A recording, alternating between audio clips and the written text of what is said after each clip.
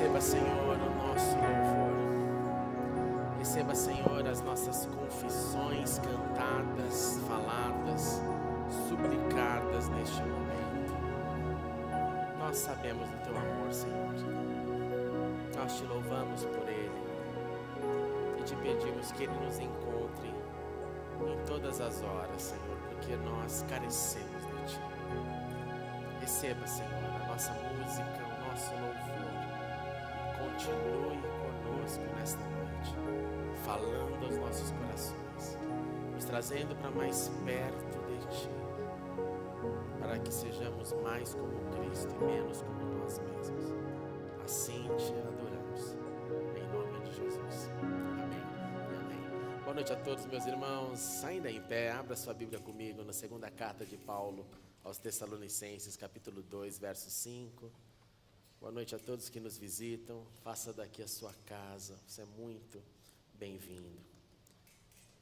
Segunda carta de Paulo aos Tessalonicenses 2, verso 5 diz assim: Não se lembram de que quando eu ainda estava com vocês, costumava lhes falar estas coisas? Vamos orar. Pai, a Tua palavra é verdade. A Tua palavra é lâmpada para os nossos pés, é luz para os nossos caminhos. Então, nesta hora, Senhor, venha nos ajudar através do Santo Espírito a ouvir, a viver e a praticar a Sua palavra, a fim de que cresçamos de acordo com o Seu querer, em nome de Jesus. Amém e amém. Podemos assentar, meus irmãos. Nessa noite nós vamos terminar a nossa série. Depois de hoje totalizaremos 16 mensagens, 16 igrejas que estudamos. E é impressionante como nessa última igreja que nós analisaremos, essa uma das primeiras igrejas, e perguntaremos uma vez mais no que nos parecemos com o povo lá de Tessalônica. Nós vamos aprender através dessa reflexão sobre uma igreja que não tinha medo do fim. Se eu perguntar para você como você lida com o fim, seja os últimos dias, na nomenclatura que você queira usar, seja no dia do Senhor, seja na volta de Cristo, seja no dia do arrebatamento, o rótulo, o termo que você, quando pensa no fim, quando você pensa no apocalipse previsto, no que você pensa, no que você almeja, no que você deseja, no que você sonha, com certeza, existirá entre nós, na grande maioria das vezes, um desejo claro, tranquilo, de ir para o céu. Mas ninguém quer morrer. Um desejo de que um dia isso aconteça. E que se nos fosse dado o direito de decidir, imagine se Deus chegasse para você e falasse assim: hoje à noite, decida com qual idade você quer partir. Imagina você, adolescente, que nem se casou ainda, né, Senhor? Não? Me tire do Egito primeiro, Senhor, depois me leve em paz. Os que já se casaram falariam: Senhor, permita-me primeiro ter os meus filhos. Os que já tiveram seus filhos: Senhor, permita-me primeiro vê-los casar. Mas, Senhor, vai me deixar sem ver os netos? Não, Senhor, deixa eu ver também os netos. E assim nós iríamos longe, e esses números seriam números bem altos. Porque quando a gente pensa no fim, é um assunto que a gente coloca para debaixo do tapete. Primeiro, por causa da certeza que temos que, sim, Cristo conquistou tudo na cruz, Cristo nos deu a salvação, e isso tudo é verdade. Mas é um assunto que a gente deixa para lá. É comum pessoas dizerem: não, não quero saber do Apocalipse, porque é só Deus sabe de tudo. É claro que Deus sabe de tudo. Não quero saber da volta dele, porque um dia ele... É claro que um dia ele vem. E nós vamos ver que para o povo de Tessalônica, essa relação com o fim parece ser muito diferente dessas possibilidades que eu mencionei. Começa a história em Tessalônica quando Paulo está na sua segunda viagem missionária. Ele passa por Anfípolis e Apolônia e então ele chega a Tessalônica. E chegando na cidade de Tessalônica, uma cidade grande, mais de 100 mil habitantes, uma cidade que teve a sua fundação por volta do ano 300, depois caiu nas mãos do Império Romano, uma cidade grande de influência. E Paulo decide ir então e usar o método que ele sempre usava inicialmente. Vai na sinagoga, prega para o povo da comunidade de Israel. E depois que a sinagoga ficar pequena, então ele ia para outros cantos. Ele vai para a sinagoga e a Bíblia nos diz que ele dedica 3 Shabbats. Ele dedica 3 sábados. O retorno está muito alto, abaixa o retorno, por favor. 3 sábados. E a ideia ali era discutir com o povo da sinagoga, falando das Escrituras e falando que Cristo, sim, deveria ter sofrido, depois do seu sofrimento deveria ter morrido e depois da sua morte ele deveria ressuscitar. Por que Paulo tinha que discutir isso com pessoas? Porque não entrava, como ainda não entra até hoje, na mente judaica ortodoxa que o Messias sofreu o que sofreu, que foi torturado lá pelo Império Romano, que foi crucificado, que teve ali a coroa de espinhos, que foi humilhado. Porque a expectativa era de alguém que viesse não num jumento, mas num cavalo preferencialmente, viesse nesse cavalo já pronto, para liderar a rebelião ou a revolta contra a ocupação romana. Então, era comum na sinagoga como justificativa dizer, esse não é nosso Cristo, porque o nosso Cristo, e lembre-se que Cristo, a palavra Cristo significa Messias. Cristo não é sobrenome de Jesus, Cristo é título. Cristo e Mashiach, no hebraico é a mesma coisa, é o Messias, é o ungido de Deus. Então, a conversa era, o nosso Messias não vem para morrer. O nosso Messias não vem para ser humilhado, não vem para sofrer, não vem para fazer nada disso. Então é natural que Paulo chegasse numa sinagoga e dissesse, vamos discutir a respeito disso. E quando você pensa nessa discussão, não é difícil imaginar qual era um dos principais livros bases para essa discussão. E um dos principais livros bases para essa discussão era o livro de Isaías. Porque no livro de Isaías fica claro que o Messias seria um servo sofredor.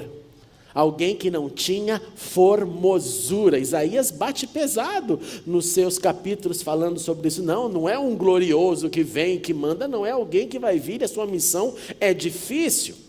Então Paulo guarde essa informação, por 3 sábados está discutindo com eles, falando, mostrando, olha, são as Escrituras. Que Escrituras? O Antigo Testamento, falando para judeus sobre os livros dos judeus, falando, é vocês que acreditam nisso, e eu estou interpretando para vocês. Qual foi a consequência disso?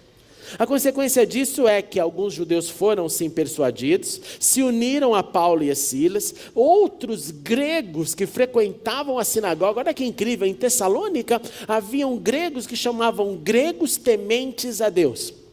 Quando você vê esse termo na Bíblia de outros tementes a Deus que não eram da família, da casa de Israel, pode significar que eles então não eram judeus, mas eles eram pessoas que frequentavam a sinagoga, obedeciam às Santas Escrituras, Antigo Testamento, mas não necessariamente foram circuncidados. Então eles representam já ali um protótipo daquilo que depois aconteceu quando os gentios chegaram realmente a Cristo e a igreja disse, olha, não precisa circuncisão, não precisa, lembre-se, estudamos isso algumas semanas atrás, não precisa se tornar primeiro discípulo de Moisés para depois discípulo de Cristo. Então lá em Tessalônica tinham esses que eram tementes a Deus, que eram gregos, que não se converteram formalmente ao judaísmo, e que tinham uma vida da espiritualidade, e a Bíblia diz que esses também se abriram mais ainda para Cristo, para a revelação de Cristo. Se vocês perguntar qual é o ponto disso, por que é tão importante? Por que é tão importante? Porque é um grego, não é alguém que está esperando o Messias, mas um grego que começa a aprender sobre o Deus Criador, a história de Israel, o Deus que usou Moisés, toda a história do Antigo Testamento, e de repente vem alguém e fala, olha, eu vim aqui para contar a continuação da história. A continuação da história é, o Messias veio e recebe. Gente, isso é um milagre tremendo. E aí esses se juntam a esse grupo de Paulo e também mulheres de alta posição social. E não eram poucas, tá? Então um grupo formado de judeus, gregos tementes, mulheres da classe A de Tessalônica se juntam a Paulo. O que vai acontecer então quando começam a perceber que esse grupo está ouvindo e está duplicando, triplicando o seu número, crescendo? Começam então os ataques. Armaram então ali um tumulto na cidade, invadiram a casa de um certo Jason de Tessalônica, que tudo nos leva a pensar que deve ser aonde Paulo estava hospedado na casa dele. E esse Jason então começa a ter que responder perguntas. Pô, eles estão na sua casa. Os perturbadores de Tessalônica estão na sua casa. Você vai ter que agora nos dizer aqui o que eles estão fazendo. E aí eles jogam sujo. Como eles jogam sujo?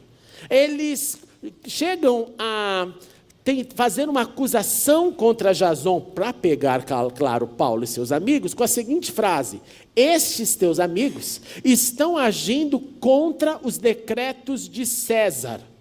Eles estão dizendo que existe outro rei, e esse rei se chama Jesus. Golpe baixo.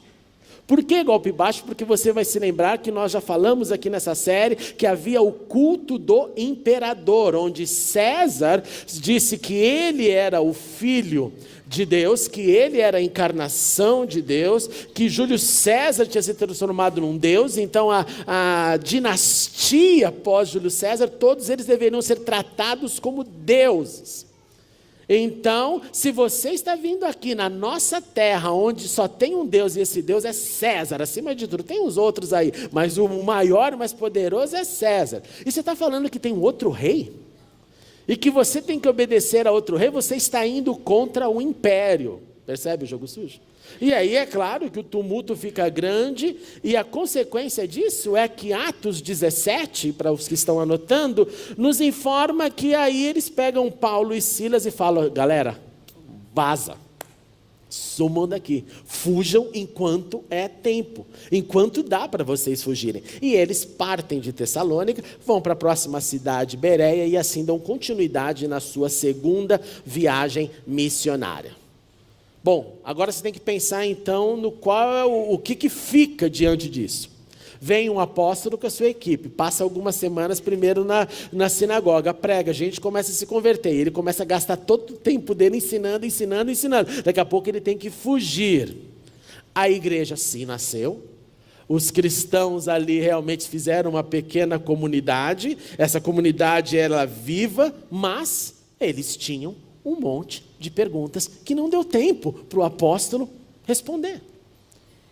Só você se perguntar, depois de tantos anos do seu cristianismo, quantas perguntas, se você pensa em vários temas, você não tem resposta ainda. Agora você imagina alguém que teve uma igreja fundada em algumas semanas e o cara some, e o que a gente faz nessa hora?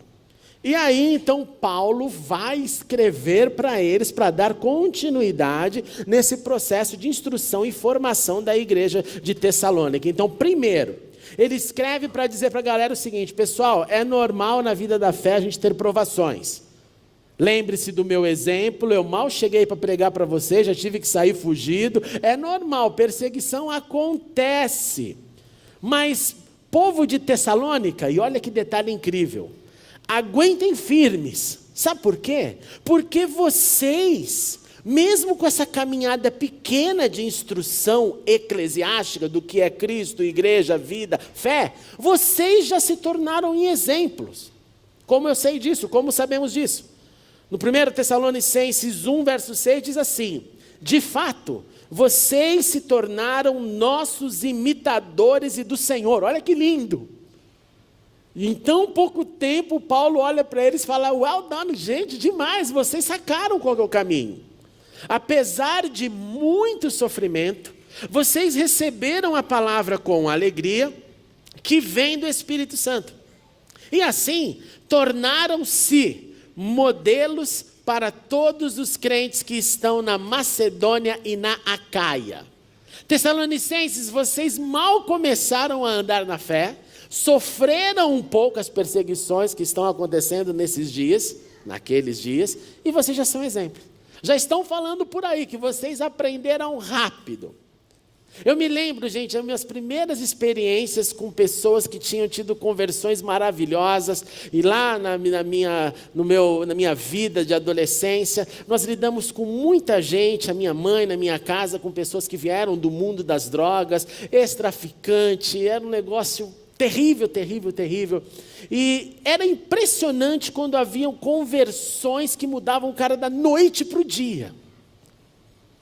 Daqueles milagres que só Deus para explicar, e o cara simplesmente chegar assim e falar, eu não quero mais, eu não quero mais nenhuma droga, eu não quero mais lidar com isso, eu não quero, olha, não precisa ter uma ideia, a minha mãe chegou a abrigar pessoas escondidas na igreja que a gente frequentava, que tinha nascido na minha garagem, para os chefes do morro não matarem, porque chefes das bocas de droga começaram a se converter. E aí ele se escondia, e eu lembro que minha mãe fazia para eu ir lá levar a marmita do almoço, da janta para esses caras. Eu falei, nossa, quando que eu faria isso, né? Vai lá, leva lá. E eu entrava lá na igreja sozinho, com o marmitão, estava lá um brutamonte, lá sentado num canto. E eu entrava para dar comida, e o cara estava chorando, falando, Jesus me resgatou, Jesus mudou. Eu não entendia nada, porque eu tinha nascido em lar evangélico, nunca me desviei, vida de crente, do começo a vir lá, falava, meu, que coisa louca, esse cara só chora. Aí daqui a pouco esse cara estava cheio, com os braços tatuados, naquela época tatuagem era só fruto de quem estava preso, não era arte, né, como alguns gostam de ver hoje, não, estava na cadeia lá e começava a me furar, e cada coisa horrorosa. Aí eu vi isso na minha vida, eu vou parar de usar camisa curta, porque eu não tenho mais coragem de estar diante de Deus com esses braços todos horrorosos, picado de heroína, também de picada de droga, eu não quero. Olha que coisa incrível. Então, quando acontece uma conversão incrível, assim, do dia para a noite que choca, essa conversão, ela fala, ela explode. Não há como você deter, porque todo mundo olha e fala, meu, o que aconteceu com esse indivíduo? É isso que parece ter acontecido lá com os Tessalonicenses, uma conversão tão chocante, uma mudança, que literalmente mudou o rumo, estava indo para a direita, foi para a esquerda, e todo mundo falou, o que é isso? E aí é Paulo quem fala isso, olha, está na fama, vocês estão influenciando, vocês se tornaram modelos, mas não se equivoquem, é com perseverança, é enfrentando a perseguição, esse é o drama está diante de nós. Segundo motivo pelo qual Paulo escreve para o pessoal de Tessalônica é para dizer que a vida de santidade, a vida piedosa, ela deveria crescer. Olha que lindo. Sim, nós precisamos entender que vocês foram instruídos acerca de como viver para agradar a Deus. Primeiro ponto, nós aprendemos como viver para agradar a Deus. Só isso? Paulo responde, olha, sim, nós instruímos acerca de como viver para agradar a Deus, de fato assim vocês estão procedendo agora. Paulo escreve, lhes pedimos e exortamos no Senhor Jesus que, anote, cresçam nisso cada vez mais. Paulo deixa claro, não há limites, não é porque você entendeu já o caminho que você fala, não, já entendi, não. Tenha um processo de crescimento, isso está lá em 1 Tessalonicenses capítulo 4, verso 1.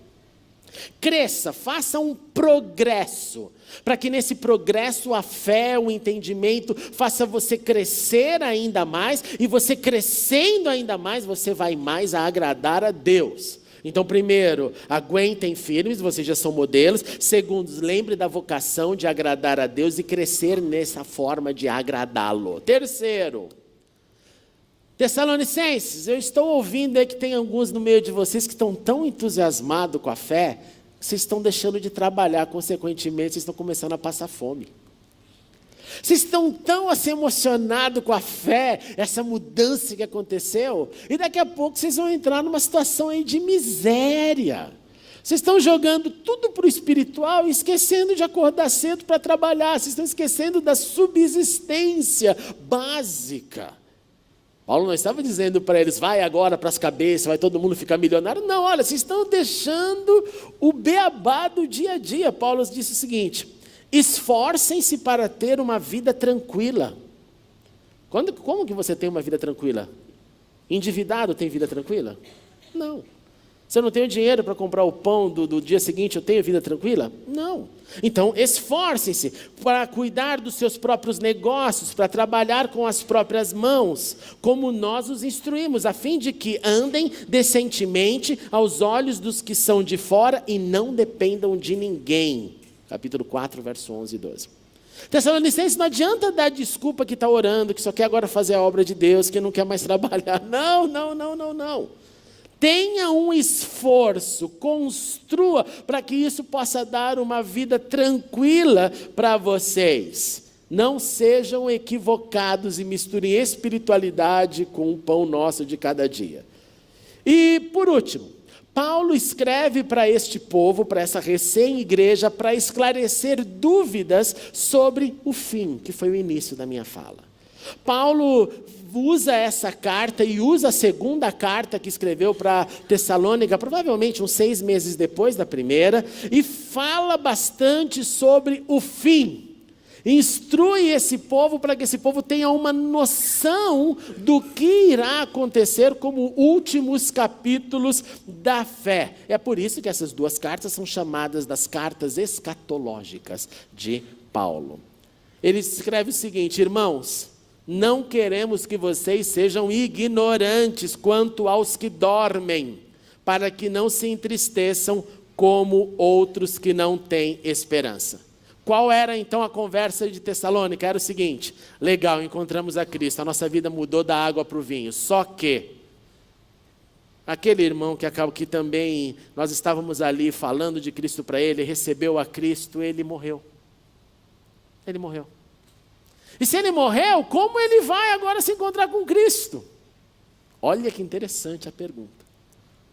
Morreram, então Paulo está dizendo que Cristo vai voltar, mas as pessoas morreram, como é que faz? São Paulo falando, não, calma. O negócio é o seguinte, pessoal. Sim, Jesus morreu e ressurgiu. Cremos também que Deus trará mediante Jesus e juntamente com eles aqueles que nele dormiram. Aqueles que morreram com a crença no Senhor, não se preocupe, é o Senhor que cuida deles. Mais que isso, pessoal de Tessalônica. Na verdade, quem morreu vai ser primeiro acessado esse encontro do que daqueles que estão vivos. Tessalonicenses, nós não precederemos os que dormem. E aí, aqui é muito interessante, que ele vai dar, aí ele começa a dar o tom do fim. Escute isso e tente visualizar. Dada a ordem, com a voz do arcanjo, uma voz que dá ordem, o ressoar da trombeta de Deus, o próprio Senhor descerá dos céus e os mortos em Cristo ressuscitarão primeiro. E depois disso, nós que estivermos vivos, seremos arrebatados junto a eles nas nuvens. Então Paulo está dizendo o seguinte, a ordem é assim, quem morreu já está com ele. O termo aqui ressuscitar significa vai voltar para essa vida onde vai haver esse encontro entre os da terra e os da outra camada. O que estavam e onde estavam esses da outra camada? Basta você se lembrar da conversa de Jesus com o ladrão lá na cruz. O que ele falou para ele? Senhor, lembre-se de mim quando estiver lá, quando entrares no teu reino. E Jesus responde, eu lhe garanto, hoje você estará comigo no paraíso. Então Paulo está trazendo essa invocação. Quem morreu com Cristo, vem com Cristo, dos céus para o encontro nas nuvens. Quem está na terra, termo que ele usou, arrebatado. Esse termo, na verdade, foi primeiramente uma tradução, quando a Bíblia foi traduzida do hebraico grego para o latim, da chamada Vulgata, e aí nós seremos levantados, seremos levados, e aí haverá esse encontro nos céus. E esse encontro, também antes dele, com essa ordem, com essa trombeta, com a voz do Senhor. Essa semana eu fui visitar o nosso irmão Exaledo. Está no boletim que você recebeu. Nosso irmão Exaledo, um dos fundadores dessa igreja, 91 anos de idade, está internado no Hospital da Força Aérea. Aqueles que puderem, eu vos aconselho, visite-o. Realmente parece que é o tempo dos últimos dias do nosso irmão. E foi uma visita muito emocionante. Eu cheguei lá, foi a primeira vez que eu tive esse desejo. Eu gasto muito tempo dos meus dias nos hospitais. Mas dessa vez, quando eu entrei no hospital, eu só ouvi a voz do Espírito dizendo: cante um hino. E na hora eu falei: mas Senhor, ali a sobrinha dele estava lá, muito querida, e me veio: o mais perto quero estar. E quando o meu fim chegar. E na hora que eu falei para ela: vamos cantar junto essa música. Ele estava entre olhos abertos e fechados, sem falar. Esse irmão que chegou aqui jovem na igreja, e que o pastor Ernesto Nini falou para ele: venha me ajudar com os jovens. Ele assumiu os jovens, assumiu o coro. Você imagina, estamos falando aqui de 70 e poucos anos atrás. E aí a sobrinha dele me falou assim: pastor, antes dele vir para o hospital, ele sentou na sua cama e disse para mim: ouve, você não está ouvindo? Eu estou ouvindo a orquestra, ouve, eles estão preparando a minha morada.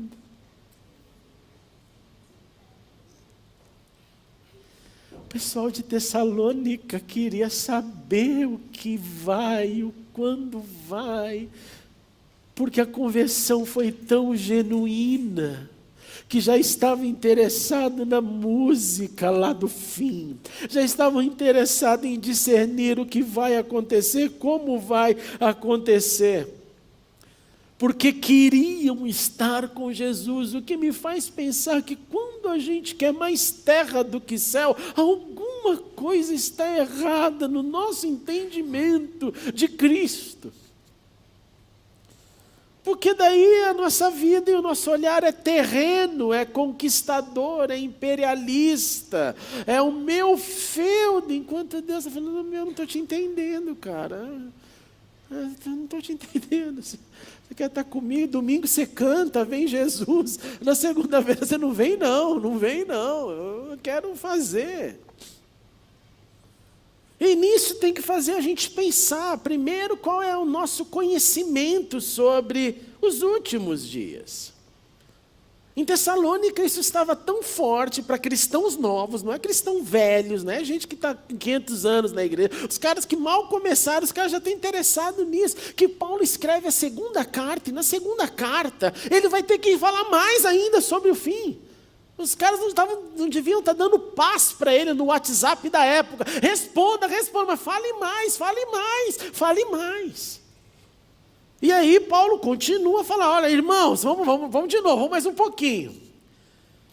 Quanto à vinda do nosso Senhor Jesus e o nosso reencontro com Ele, rogamos a vocês, não se deixem alarmar tão facilmente, que ninguém vos engane. E aí ele dá o cronograma dos eventos, de maneira muito simples e em 2 itens. Ele fala assim: antes daquele dia, virá a apostasia. Vocês estão vivendo o fervor do encontro com Deus. Mas antes daquele dia, a apostasia, de maneira generalizada, é o que vai dominar. O que significa isso? Esfriamento, falta de amor, renúncia da fé. Quando hoje eu vejo com dor no coração, o movimento dos desigrejados, gente que parece que vive para falar, para viver contra a igreja, eu falo, caramba, a apostasia já pegou, já pôs num saco e a pessoa não está percebendo nada. Não está percebendo que igreja é a invenção de Cristo, não está feliz, converse com o mestre.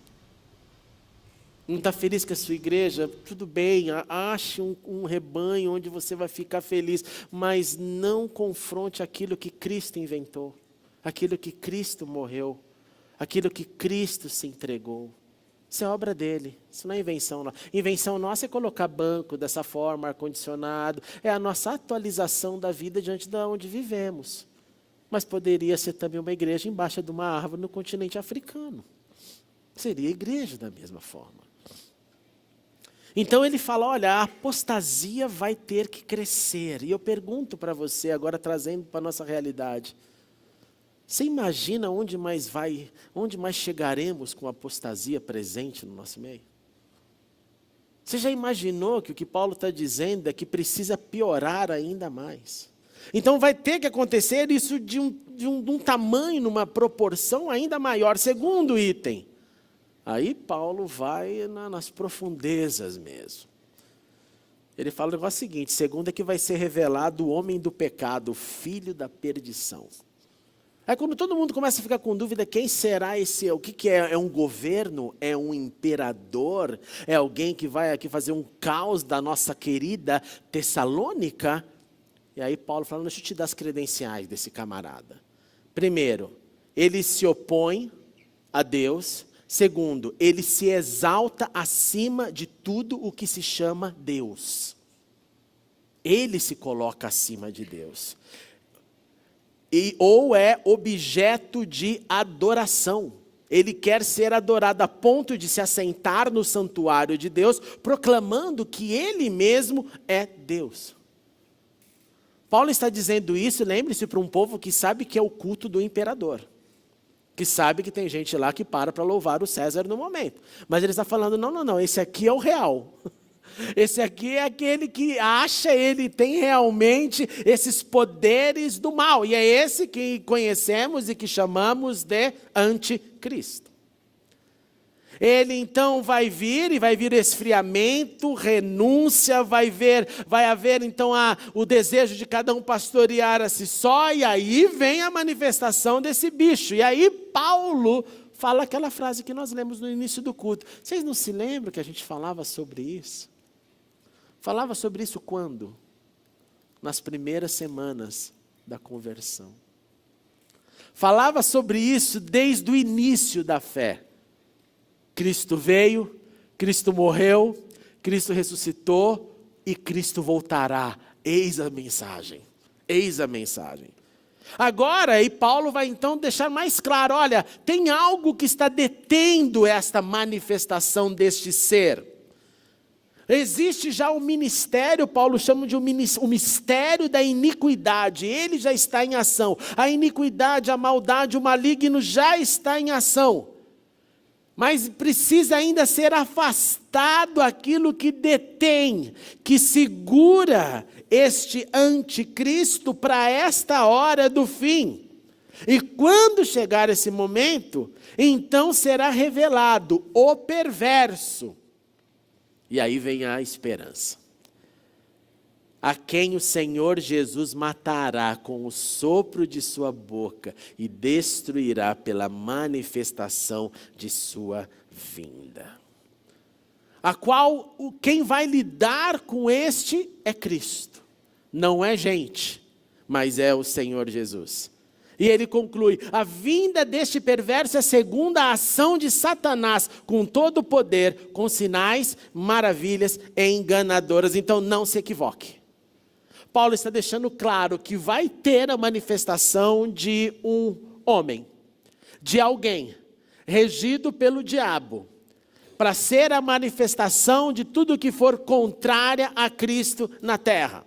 E que essa manifestação tem por trás deste ser Satanás. E o objetivo aqui sim é continuar todo o engano, toda a injustiça, tentando pegar todos os que rejeitam a verdade. Está tudo isso lá na sua Bíblia em 2 Tessalonicenses. Ele estará lá para seduzir, ele vai estar lá para mentir mais, ele vai estar lá para condenar mais aqueles que creram na verdade. E aqui, gente, eu quero te falar uma coisa que eu sei que muita gente não gosta de ouvir.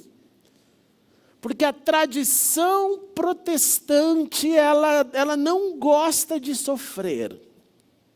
Então ela fala, você sabe por que eu não me interesso por isso? É porque eu já vou ter sido arrebatado, eu já vou estar livre, isso aí é coisa para os pagãos. Aí. E se eu fosse você, eu tomaria um pouco mais de cuidado. Porque quem te garante, estou falando biblicamente, que Deus não possa permitir que nós soframos um pouco antes de acontecer toda a manifestação do poder e glória de Jesus. Por que que nós somos tão especiais se na história da igreja tantos morreram? Tantos sofreram? Quantos ainda estão presos por amor a Cristo? Mas nós não podemos sofrer, nós somos do triunfo. Aqui ninguém sofre não, aqui todo mundo arrebatadinho na hora, e Jesus vem, é o safado que vai ficar. Não dá para saber isso.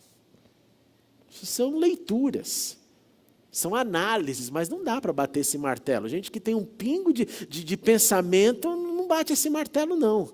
Sabe que o desfecho com Cristo é fato, mas o horário exato de quando a trombeta vai soar, o arcanjo, a ordem vai ser dada e ele vai vir, só ele sabe.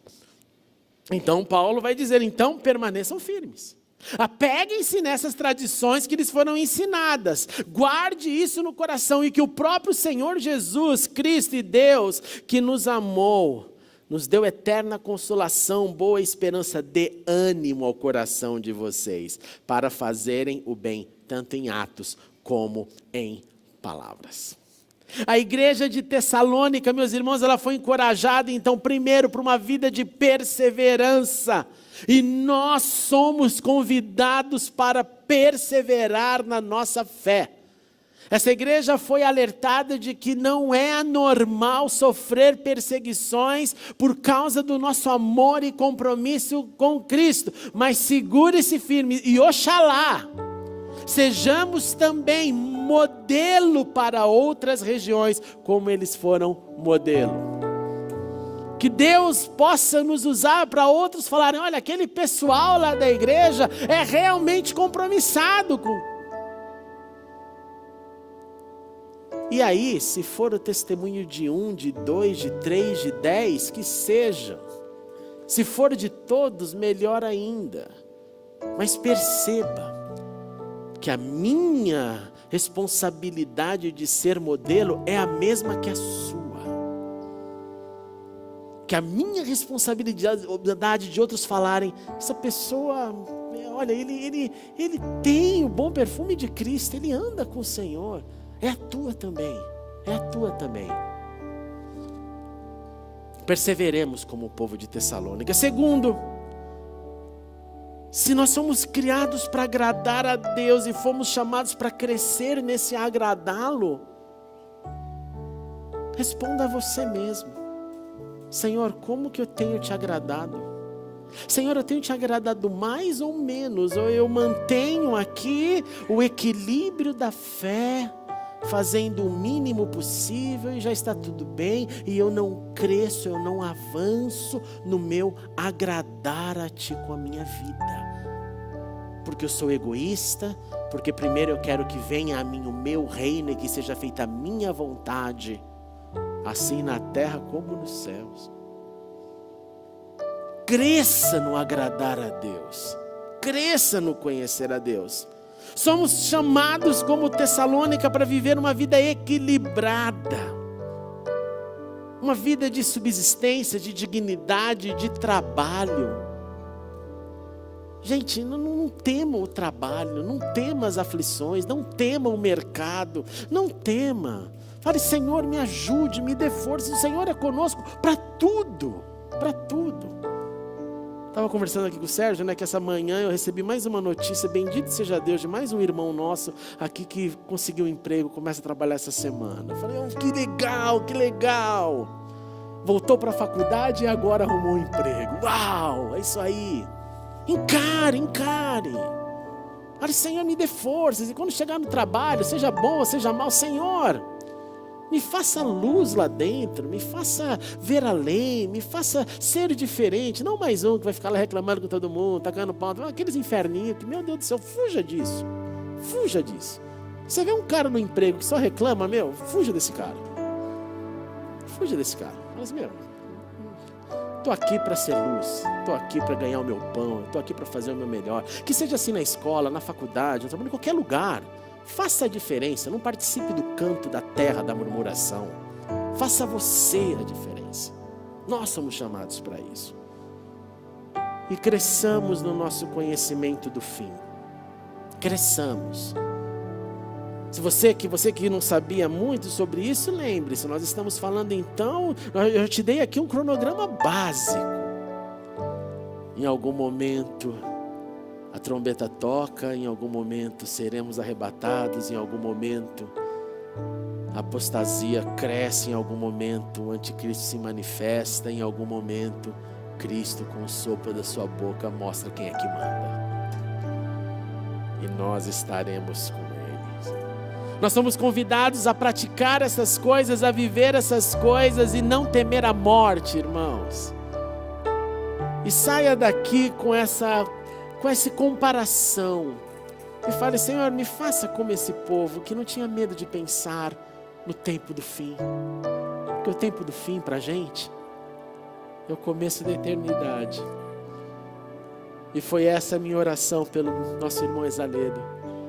Senhor, receba-o, porque então ele será abraçado, onde ele nunca mais vai sofrer, mas ele vai viver na presença daquele que ele serviu, daquele que ele viveu. Que assim seja também conosco.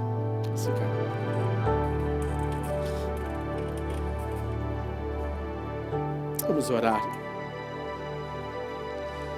Senhor,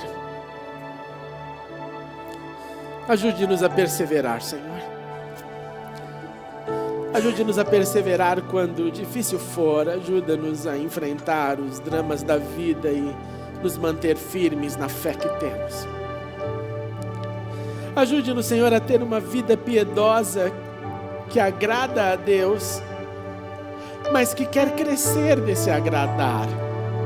Como nós cantamos aqui hoje, Senhor, que seja o nosso pleno universo, não uma gota, não um pouco, mas tudo o que somos, para que assim sendo, nós possamos colocar um sorriso nos teus lábios, Senhor, e que o Senhor possa olhar para a gente e sorrir, de ver filhos e filhas que te fazem sorrir, que agradam o teu nome. Não nos deixe acomodados no que já sabemos, Senhor, não nos deixe acomodados, Senhor, mas nos faça querer viver mais e mais a novidade de vida em Cristo Jesus. Senhor, ajude-nos a sermos equilibrados no trabalho, nos desejos, na força de realizar. Que a gente não fique, Senhor, no canto da terra, nos dramas que o nosso país vive. Não, que a gente seja a diferença. Que sejamos a diferença no nosso trabalho, na nossa vida, nas nossas universidades, colégios, onde quer que andarmos. Que sejamos nós, pessoas que profetizam uma nova vida e que não caem na murmuração que não leva ninguém para lugar nenhum bom. Em nome de Jesus, ajuda-nos, Senhor, a também amar as coisas do alto, a viver a esperança de um dia te encontrar e não empurrar isso para embaixo de algum tapete, mas para dizer, sim, morrer é Cristo e viver é lucro. Morro para me encontrar com Ele. Os dias que Ele me der aqui vai ser aproveitado, vai ser vivido, mas que seja a nossa expectativa maior, a vida de quem pronto está para ser chamado para encontrar-se com seu Senhor. Pai, eu quero também te agradecer por todas essas semanas, quando refletimos sobre as primeiras igrejas. Te agradecer pela força e pela iluminação. E te pedir, Senhor, que resulte em muitos frutos na nossa igreja, nas comparações que fizemos, que haja ação, que haja tudo o que for nobre, justo, espiritual, belo, e que não haja procrastinação em nós, mas que possamos imitar o que fizeram de bem, de bom, e deixar e abandonar tudo aquilo que foi negativo e contrário a Ti. Obrigado, porque a Tua palavra está nas nossas mãos para aprendermos. A Ti seja toda a honra e glória pelos séculos dos séculos. Amém e amém. Vamos aplaudir a Ele. Glória ao Senhor Jesus.